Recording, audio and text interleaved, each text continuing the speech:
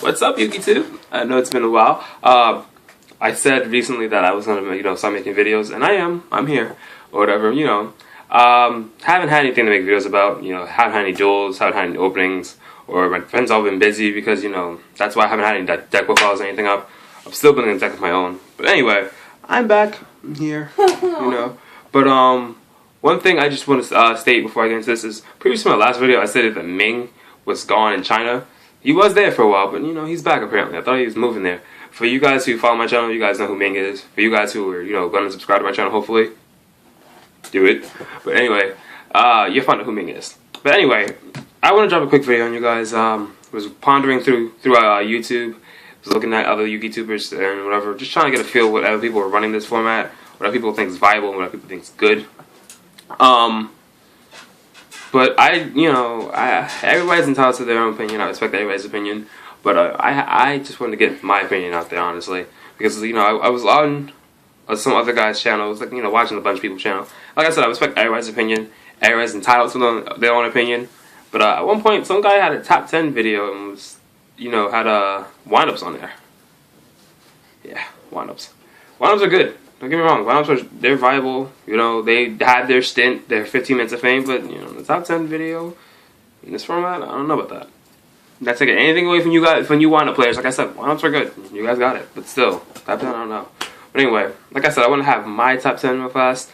But before I get into my top 10, I have in my video that I know a lot of you other guys won't see, a lot of you other duels won't see on other YouTuber channels, is I have an honorable mention section where I mentioned 6 decks real quick before I get into my top 10. These 6 decks I feel like are, because when everybody posts these top 10 videos like this, is they always mention the top half, ignore that, the top half of the tier 1, all the meta decks that they want to throw into the, top 10, with the exclusion of that Midoche guy, or the one-up guy.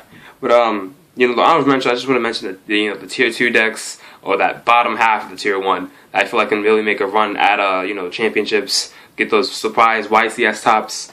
I feel like that the dark horse, the underrated decks, the underdog decks of the format, the decks I still think we should all look out for. But without further ado, let me get into this real quick. The first deck that I have is Constellars.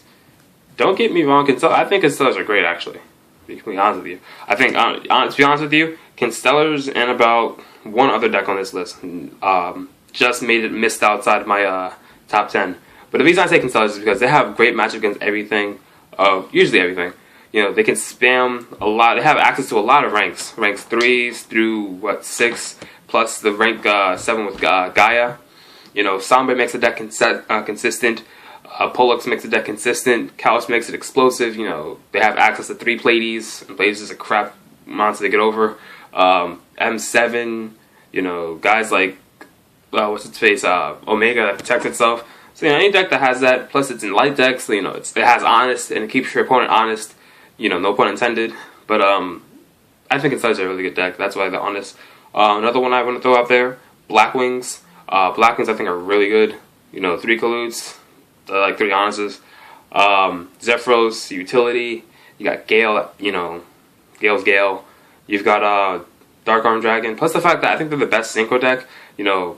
With that being mentioned, I also want to shout out Infernities. Infernities are a good synchro deck too. But my top synchro deck, hands down, is Blackwings. Now that Kindlewings at 1 and Lavels are dead. But anyway, I still think that this is the best synchro deck out there. I think it deserves some credit. 3 Whirlwinds. I remember when Whirlwind first came back, everybody was all excited. A lot of people were running Blackwings. It actually topped a few tournaments. I think Blackwings are great. They have access to a lot of synchros that a lot of other decks don't have. Like, you can talk about, Leo, and a bunch of other stuff. But, yeah. So, going on, I also want to mention Mythic Rulers. I think Mythic Rulers are great. Me, personally, I feel like, I know it sounds a little crazy, but I feel like they've got more Mythic Rulers to come out with. Like, we got the common Mythic Tree Dragon or something like that, and the Mythic Water Dragon. I kind of feel like we're seeing we gotta have a Fire and Wind one coming out pretty soon. It's gonna be pretty dangerous. But, I just think they're pretty much like they're pretty much the elemental dragons. And the reason I say elemental dragons instead of dragon rulers is because I feel like they're literally dragons of elements that are all coming out, and they're going to utilize, the dragon rulers themselves. to their advantage. Especially with those Blue Eyes builds for now. The Blue Eyes builds, from what I've seen, have been pretty good. But another deck I'm going to point out there is Madolches. I think Madolches are great. I think they have some support coming out, if I'm not mistaken, in Primal Origins. But then again, what deck doesn't? But I really like Madolches. I think they're really good. We've seen them top 32 before. I think it was Nationals. Alexander Thomas, if I'm not mistaken. It's pretty amazing. But I feel like, Madolches are just always going to be one of those underrated decks until that one card comes out that everyone's like, oh god. And for all we know, it could be this next card that's supposed to be coming out that I've heard about. But anyway, continuing the songs, I want to make this as short as possible. I have Dark Worlds. Dark Worlds, I mean, I know everybody hates Dark Worlds. I hate Dark Worlds. But, the reason I think it's a cheap budget deck. Let's keep it real.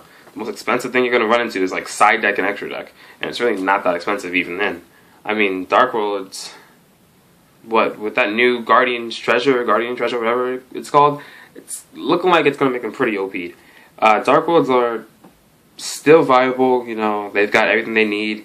Plus, they've seen a lot of play lately, when they've seen some adjustments, people are not running silvers and golds or whatever, so it's really making the deck more, I guess consistent for them.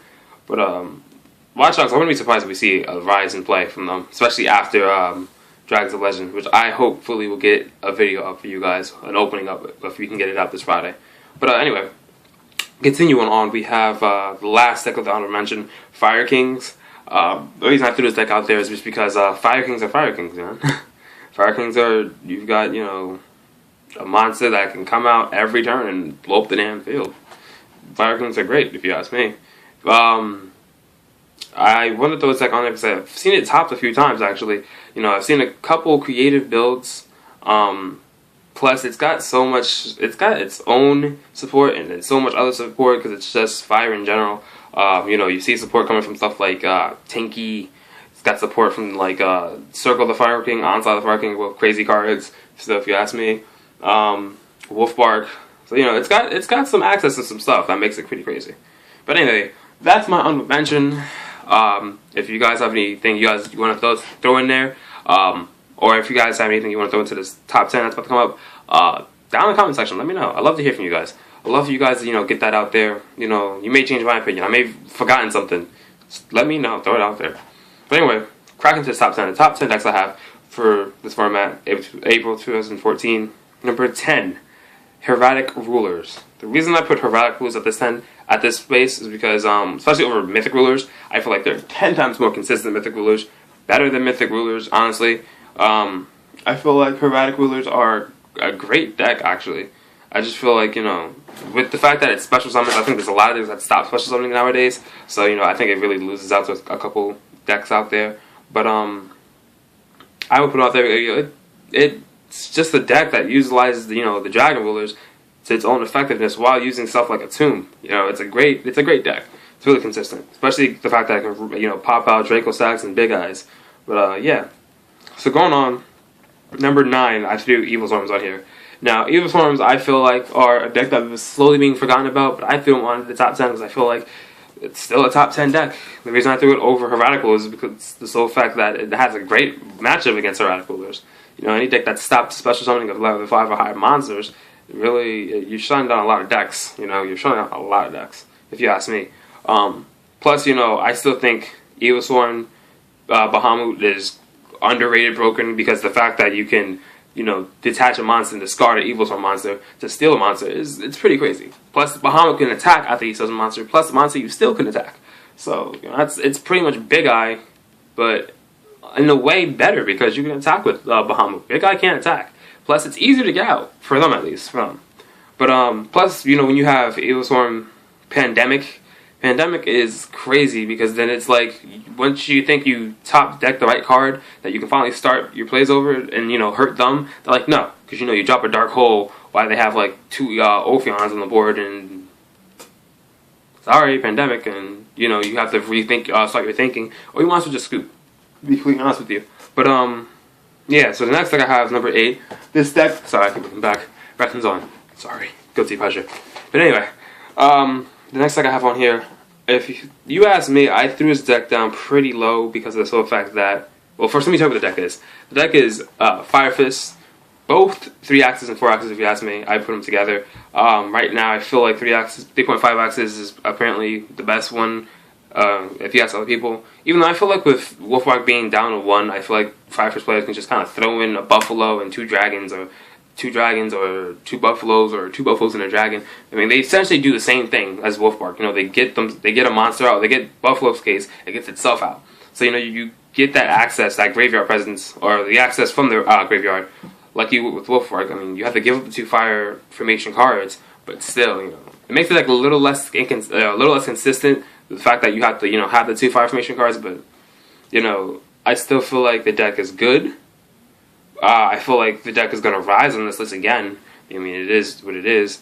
But the fact of the matter is, I think all it takes right now, in this point in time, you know, with all they have, it's pretty much the same Fire Fist deck that we've had before in the past, just better, because now we have stuff like, now we still have 3 Tankies. You know, we have a Wolfbark. You know, before Wolfbark came out, it was still a great deck, and we didn't have a Wolfbark. But now we have a Wolfbark, even though it's at 1, and it's still great. We have Rooster, which at 3, which is great, even though in the OCG they don't. Plus we have the only card that is really hit other than Wolfbark is Spirit, and you know, Spirit doesn't really hurt you unless you're running 3 Axis Fire Fist, which I don't think a lot of people are. But anyway, I think I really think that Fire Fist, I think it's gonna take that one guy, one girl, to just come up with that crazy deck list that everybody starts running and starts a trend. I think it was Patrick Hoban who started running Genex Undying and Mermails, and everybody starts running Mermails, and it helps Mermails so much. Or everybody starts running that in Mermails. I think it's gonna take that one person to come up with that one, find that one card that's just gonna, you know, go crazy on. But anyway, number 7 on this list. Now this next deck, I'm not just saying this, I'm running this deck. If you saw my Prophecy deck profile, you saw I had mentioned this deck briefly, but I think this deck is great because I've seen it on top of a lot of things. But number 7 on this list is Noble Knights. Yes, Noble Knights. I know I talked about how some people have some crazy things on their list, but I'm putting Noble Knights on there because I think it's probably the most underrated deck out there. Underrated top tier deck out there. Because the fact of the matter is, yes, it's expensive, but it's expensive for a reason. You know? Plus, a lot of their cards are going down anyway, and they keep getting support. You know, Noble Knights of those decks, like right now, it's been topping a lot of regionals. I don't know, it hasn't topped the YCS yet, but, you know, give me an YCS with it, and I guarantee you I do some things with it. But anyway, you know, I feel like the deck is really good in itself. The fact of the matter is you have, you know, Madrot, you know, starts, plays up. You have, Boris that sets things up for the future when you know, get out the Artorigus. You have pretty much a rank up or rank down in Excalibur for whenever you need it. Plus, you know, you may be sitting there saying, you know, this deck isn't good, this deck is overrated, but let me hear what you have to say when, you know, you're staring down you know, Sacred Noble Knight Artorigus, King Artorigus, and he's got, like, Excalibur, you know, Destiny, and, I don't know, we'll say, Caliburn, and he decides, oh yeah, let's equip Queen from the graveyard, and I'm gonna play Kaiser Coliseum. What are you gonna do then? He pretty much just said, guess what? You can't play Yu-Gi-Oh! And you can't stop my crap, so come beat me now, bro, you know? Let me know how that works out for you.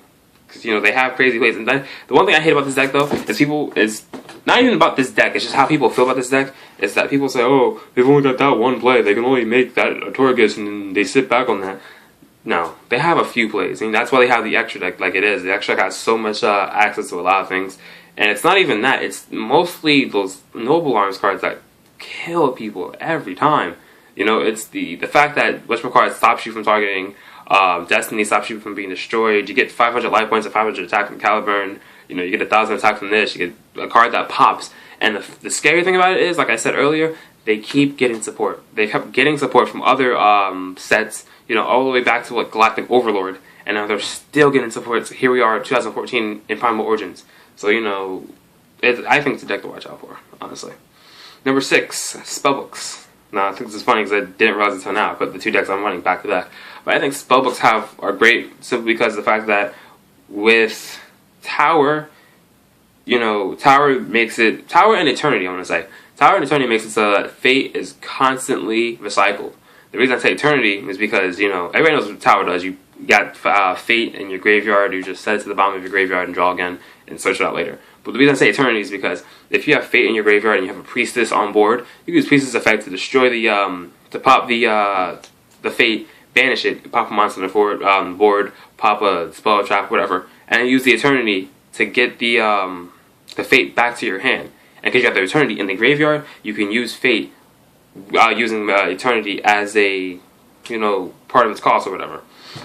I think the deck is great, and I think it's actually great for more than that, because the fact of the matter is, I think if you have the know-how, let's put it like this, you can kind of make the deck back into what it was last format, last year's format, there you go, where it was the Jowgen builds. I mean, you can pretty much side in stuff to stop special summons, and that's what every deck does, is special summon, unless, if that deck isn't that great, I mean, you don't have to. Like, if it's something like, let's say, Mermills. We all know Mermills special summon like crazy. You can side in Jowgens and, Kaikus and whatever, and now you're creating that same deck that stopped Dragon Rulers, like, full-fledged Dragon Rulers, that were like the king of special summonings. So, it has that ability. Plus, Priestess is still a Priestess, access to rank 7s. World Temperance gets you any World or Priestess, or even if you want to run like one of the, those other high-level prophecy monsters, you can do that too. Plus, I think Wisdom makes the deck crazy because it's its own pandemic, The one thing everybody always says about spellbooks, and I'm going to say this again about another deck later, but it has its own utilities. It has, its own Forbidden Lances with Wisdom. It has its own, what's its face? Monster Reborn in Life. In Life, not only that, Life can also spark some XYZ plays because of the level changes. But, yeah, so going on, number 5 in this list, I have Harpies. I don't know too much about Harpies, I'm not going to lie to you guys, but I do know enough to have this deck at number 5. It's a good deck. I think it won or tops YCS Brazil, something like that. Access to rank 7s, access to Lightning Shidoti. This is a really good deck if you ask me. I mean, I actually love this deck simply because of the fact that you've got a deck that, originally it was, I guess you can call it an archetype in the original anime with Mai or whatever. Even though I considered it just a Harpy, the Harpy ladies, the Harpy sisters, and that's pretty much it. But then, you see like Cyber Harpy coming out over the years, and then Harpy Dancer and Harpy Chandler, and then it really developed into a deck, and I was like, this is pretty cool. And not only is it a cool deck, it's a really good deck. Especially when you have stuff like Hysteric Sign and Hysteric Party. Anything that really, any card that lets you special summon as many, that says special summon as many as possible, it's a pretty broken card and a pretty broken deck because it sparks so many plays, makes the deck over consistent.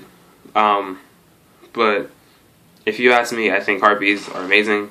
It's got its dragons, it's got access to rank 7s, so I think Harpies are great. I think actually, I'll make the even prediction to say Harpies are definitely going to win a regional, but I can even make the prediction to say if you get the right duelists running them, we can see Harpies win a YCS. But going on, this is my top 5 now. Like I said, 5's Harpies. Number 4, Geargias. The reason I say Geargias is because of the fact that Geargias are Geargias, Geargias are great because they special summon like crazy, and they have access to the best rank 4s in the game. I mean, if you're running Kari Geargias, I think you have access to rank 7s, I'm not sure. But yeah, you have your accelerators, your Gigianos, Giga X, whatever it's called. It's like, special summon, recycle, special summon, recycle, and the deck is topping everything. It's topping everything. And the funny thing about it is, look at the ban list. We saw Morphine Jars get hit to stop a Jack Park 7 OTK. We saw, freaking Wolfbar go to 1, Gundy go to 1. But Geargias was nowhere to be found on the list. That's what I find, hysterical, because it's a great deck. And I know they have, I think, all the hollow forms of their cards. I'm not completely sure on that. I'll get back to you on that. But I do know they have, if not for all of them, for a majority of them, rare versions and common versions. So that can be relatively cheap if you're not a rarity whore. Some of us are guilty of that. I've been trying to hollow up my last couple of decks, but some people don't, and it makes it so that more players are running it.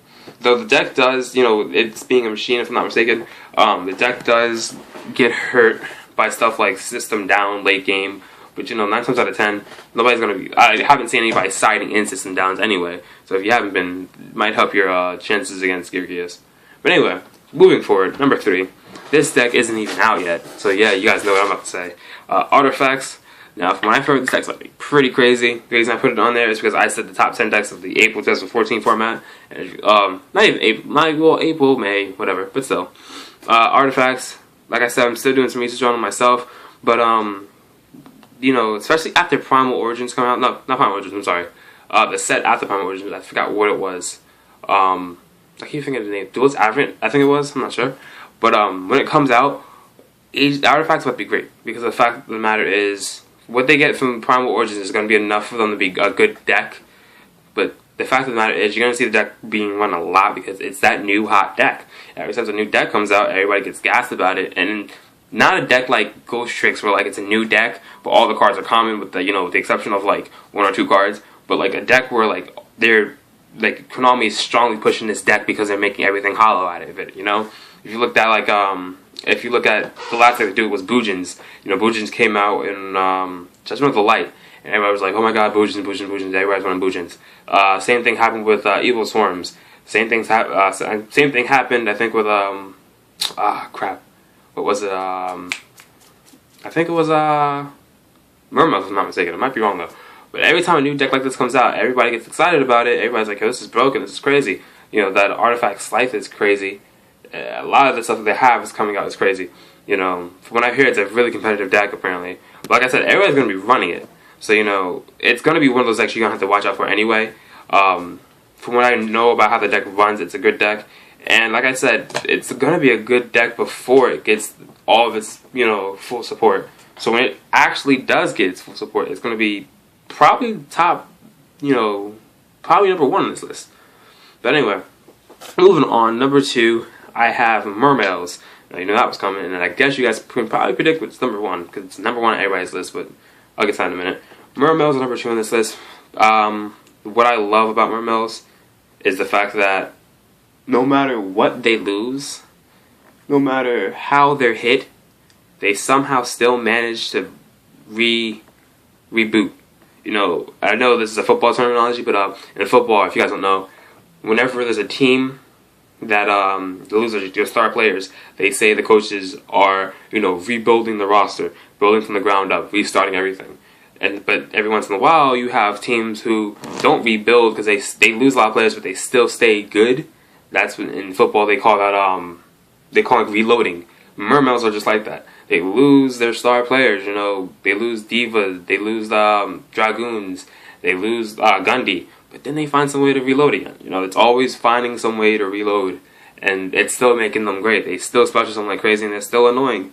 You know, I hate them. I really hate them because, you know I said that's something I love about them. Because, you know, any deck that can do that is a good deck. You know, they've been great since way before Lord of the Tachyon Galaxy came out when it was just them and Brofist. And they were way better than Brofist, if you ask me. But, you know, access to rank 7s. Plus the fact that they're a water deck, a water-based deck. So, you know, there's always been water-based support out for years, and it's just going to continue to come out, honestly. Because there's always going to be something you can splash in there, because, like I said, it's water. Yes, the deck, you know, it gets hurt by certain things, but I feel like it only takes a really smart player to beat Mermails. Like, I feel like a guy running Mermails is the equivalent to somebody... Like, an average duelist running Mermails is the equivalent of a really good duelist running something else, depending on what that deck is. Because the fact of the matter is, it doesn't take that much to special summon. I'm not saying it doesn't take skill to run this deck, but even people who aren't as skilled can run this deck pretty effectively. So that just lets you know about the people who do have skill running this deck. It's pretty crazy.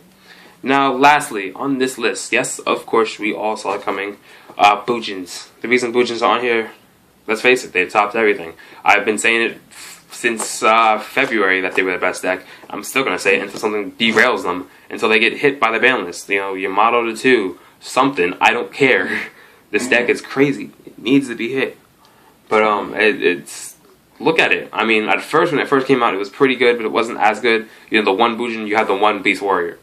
But now you have Boojin, Yamato, you have the new one coming out. I think it came out already, I'm not sure. You have to clearly remember this one. It might be coming out in Private Origins.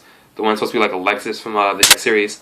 You have the blue one, I keep forgetting its name. The one that looks like Chaz. But yeah, it's got multiple Beast Warriors on the board at a time now. So now it has that factor of what's the word? They have multiple copies of Beast Warriors now. The problem was originally was that there wasn't enough. Now they have it. Plus, they have utilities for days. So many utilities, so many utilities, so many utilities. Utilities and everything. You got stuff that protects it, stuff that powers it up, stuff that blows up everything else. You know, and it's just like, even whenever you make a play, you got to be careful. And especially with a deck like this, I think Bujins are the reason Kaiser Coliseum is even, you know, what it is. I think like Kaiser Coliseum would be a good card even without Bujins, but Bujins are just equipped through Kaiser Coliseum. It's a crazy deck. Now, this video's already at 25 minutes, so I'm going to wrap this up right quick. That was my top 10 of this format. Like I said, I'll be posting a lot more often. I would love to hear what you guys have to say down in the comment section below. Maybe this deck I forgot. Maybe there's a deck that you guys feel should be, if not in the top 10, the honorable mention section, something. Let me know. Love to hear back from you guys or whatever. But like I said, I do end this video. Expect to see some more stuff coming out. Hopefully, I have my Nova Knights done. Get a deck profile of that before I hopefully head over to YCS Philadelphia. I don't know. I'll keep you guys posted on that. But anyway, you know, have a nice Monday night, guys. I'll see you around. Rebel Child signing out. Later, guys.